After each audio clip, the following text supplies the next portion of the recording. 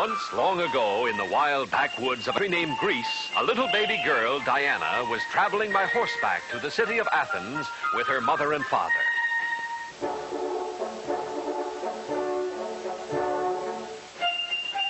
It was dangerous to travel through the rough, lonely country. Bands of robbers hid there. Even now, dark, cruel eyes watched little Diana and her parents as they went slowly on their way. Ahead of them was a clearing. Here, the bandits planned to seize Diana and her family and hold them for ransom.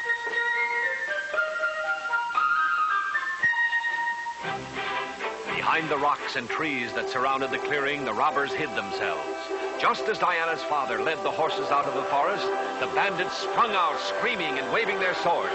Diana's father fought back fiercely, but there were too many for him. The bandits hurried to tie him to his horse.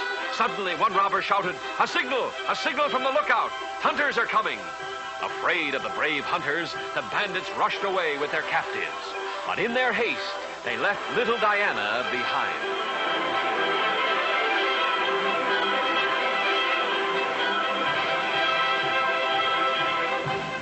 Only a few minutes passed. Then the hunters broke into the clearing, but they were too late.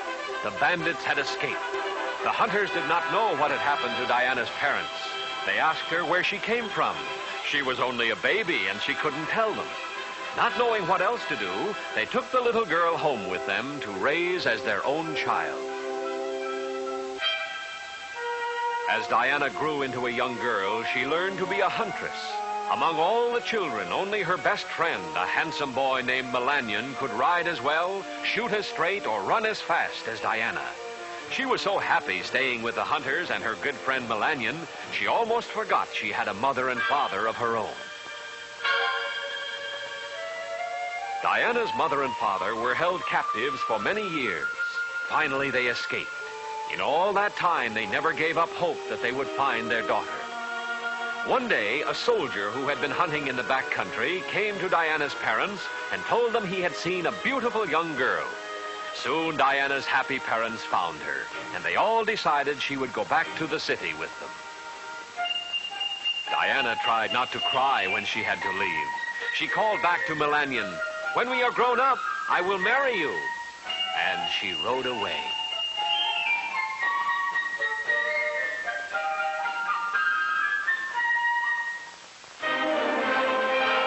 In Athens, Diana went to school and grew up to be a beautiful young lady. But she never forgot her happy years in the country. She never forgot how to ride, to run, and to shoot.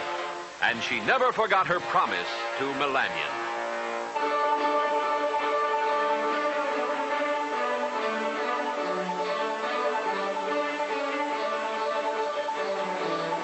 Many young men wished to marry Diana.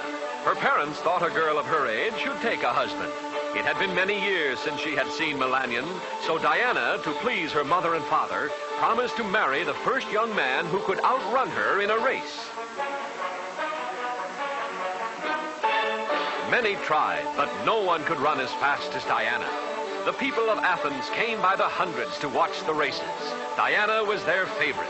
They cheered and laughed as she sprinted far ahead of her closest rivals.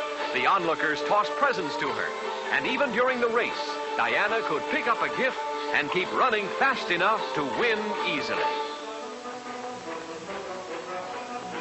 One day, a handsome soldier stepped close to her and said, "Diana, will you run against me?"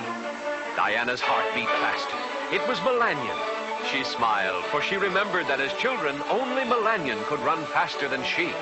But her heart sank when she saw the large scar of a battle wound on his leg. They prepared to race.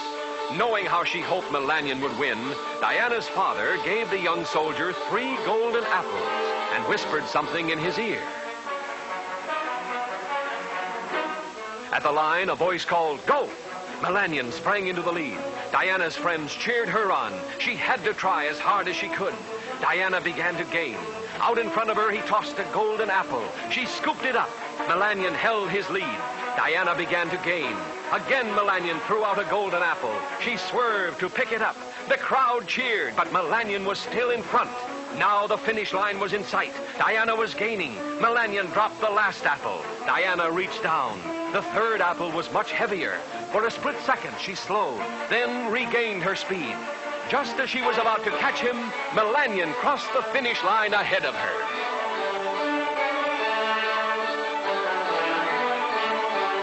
Though she had lost the race, all of Diana's friends were happy because she married her childhood sweetheart and lived happily ever after.